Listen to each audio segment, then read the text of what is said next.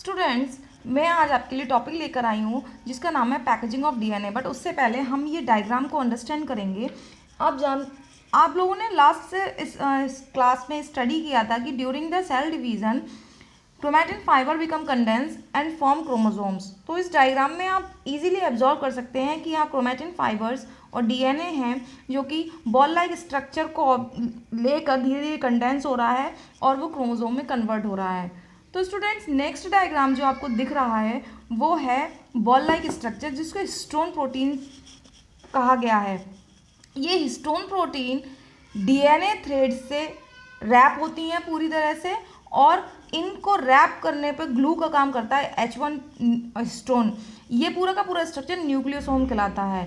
तो ये स्ट्रक्चर पूरे के पूरे डीएनए थ्रेड पर फुल्ली फोर्सली पूरा कंडेंस होकर अटैच हो जाता है और क्रोमोसोम का फॉर्मेशन करता है। तो हम वीडियो में स्टडी करेंगे कि किस टाइप से ये पैकेजिंग होती है और किन किन प्रोटीन्स का इस पैकेजिंग में इन्वॉल्वेंस रहता है। So let's start the video.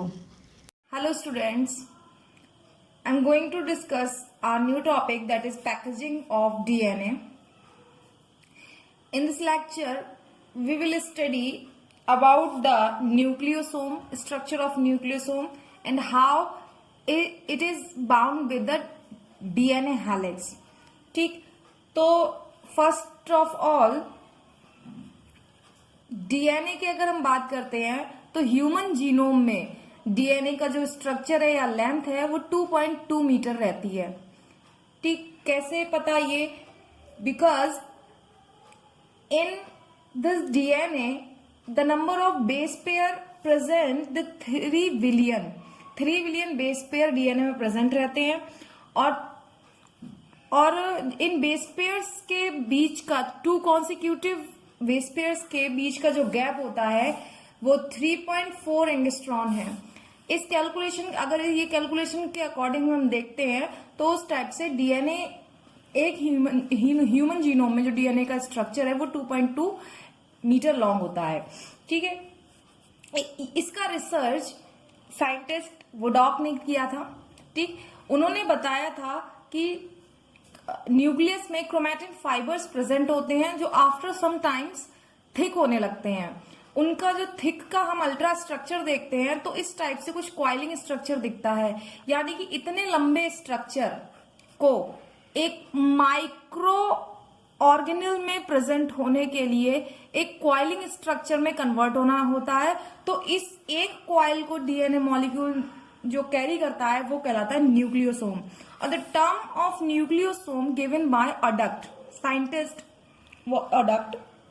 ठीक, और अब डिटेल स्ट्रक्चर की बात करेंगे। पैकेजिंग ऑफ डीएनए या packaging of DNA with nucleosome.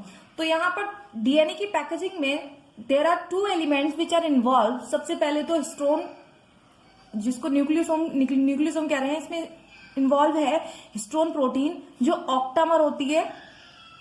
We will discuss about what is octamer, okay, and DNA structure. किस टाइप से डीएनए का थ्रेड जो है वो हिस्टोन प्रोटीन को क्वाइल करते हैं मैं बताऊंगी अभी। इसमें हिस्टोन प्रोटीन में 2 एंजाइम्स इन्वॉल्व रहते हैं। First of all lysine and second is arginine. ये दोनों ही एंजाइम इंपॉर्टेंट है point of view of exam your. ठीक है, हिस्टोन प्रोटीन पॉजिटिवली चार्ज होती है जबकि डीएनए थ्रेड जो है वो नेगेटिवली चार्ज होते हैं। तो ये एक दूसरे को अट्रैक्ट करते हैं, इस पे उनको बाइंडिंग करने में हेल्पिंग होती है। ठीक है, यहाँ पर 4 टाइप्स की हिस्टोन पाई जाती हैं। सबसे पहले है H2A, second is H2B, third is H3 and fourth is H4। Okay, यहाँ पर ये चारों ही अपने 2 नंबर्स में प्रेजेंट रहती हैं, यानी कि 2 molecule of H2A, 2 molecules of H2B, इस टाइप से कंप्लीट 8 हिस्टोन प्रोटीन पाई जाती है। इस वजह से हम इसको ऑक्टामर भी बोलते हैं।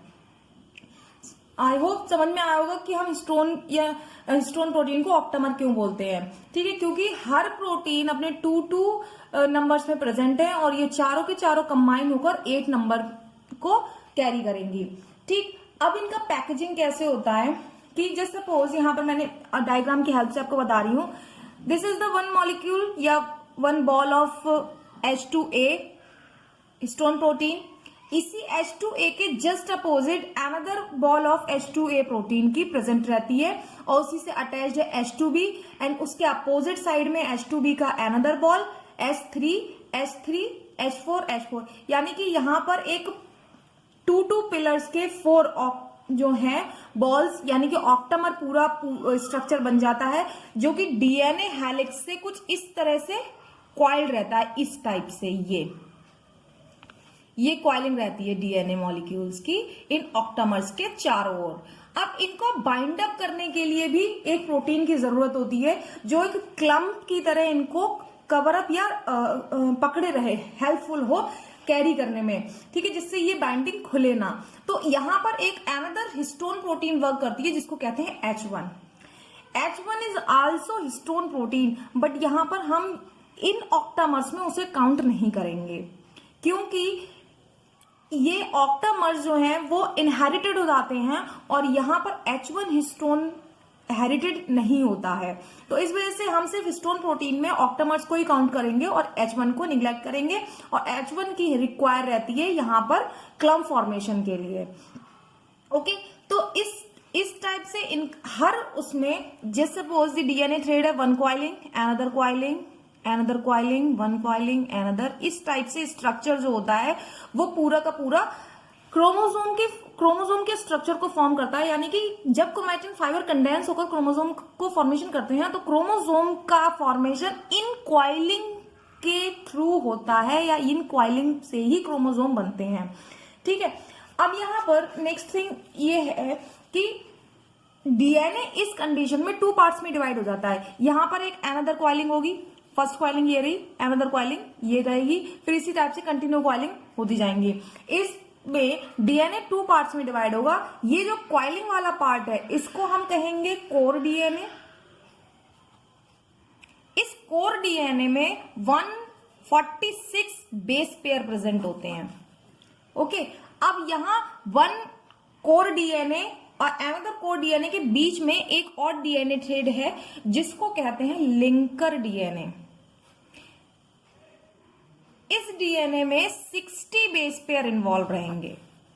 ओके, आई होप स्टूडेंट्स आपको समझ में आया होगा कि डीएनए की पैकेजिंग या nucleosome package with DNA thread किस तरह से होता है और किस तरह से ये इनहेरिटेड होती है, कौन सी प्रोटीन इस डीएनए के फ्रेगमेंट में इनहेरिटेड होगी। Thank you.